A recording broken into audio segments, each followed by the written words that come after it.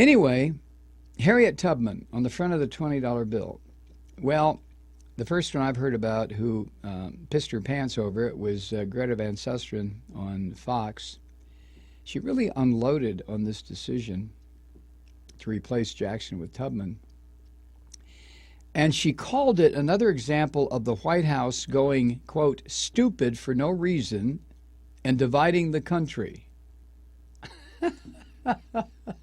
Well, you know, for this woman, this Fox asshole to say something like that is one of the reasons I think that everybody who works at Fox is an asshole. I mean, what a ridiculous statement to make. Tubman helped hundreds of slaves find freedom via the so-called Underground Railroad.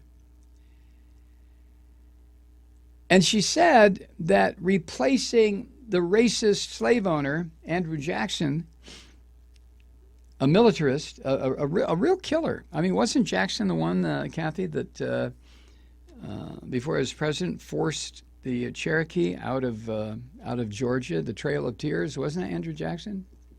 I think it was. Yeah, he's a real motherfucker, Andrew Jackson. Harriet Tubman, on the other hand, was a humanitarian who helped people escape from slavery. And Van Susteren finds all that just more than she can take. You know? She said, quote, you know, I'm a feminist. I love to see women acknowledged for the great things they do to contribute to our nation. And Harriet Tubman did. But what I don't get is this. Rather than dividing the country between those who happen to like the tradition of our currency and want President Andrew Jackson to stay put, and those who want to put a woman on a bill, it's so easy to make everyone happy. In other words, don't do it. So what did Van Susteren propose? Put Harriet Tubman on a new piece of money, a $25 bill.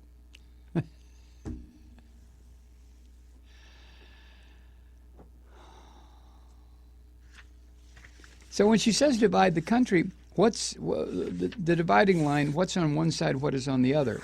Well, on one side of Van Susteren's dividing line are fuckwads like her and all the people that listen to Fox and all the people that listen to this right-wing drivelly shit radio.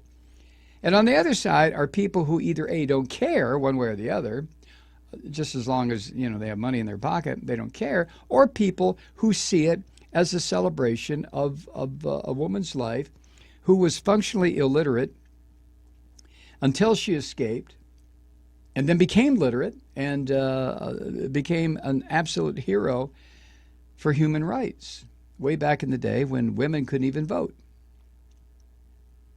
So the dividing line that Van Susteren is talking about, I recognize that line. On the one side are the dumb sons of bitches who are just who worry about who's going to take a piss in the bathroom and who isn't, and do they have a penis or a vagina when they come into the bathroom? Ooh, let me see, let me see. Those people. And on the other side, like I said, people who either don't care.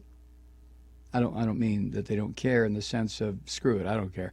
But I mean in the sense if it's right with me, it makes no difference. Put Walt Disney on it, I don't care. And the people who acknowledge that this is one way of recognizing a person who is a hero in American history. And how many black heroes from that era are acknowledged? I'm sure there was a huge number, but this is the United States of America. We don't talk about the indigenous people heroes or the slave heroes. You know,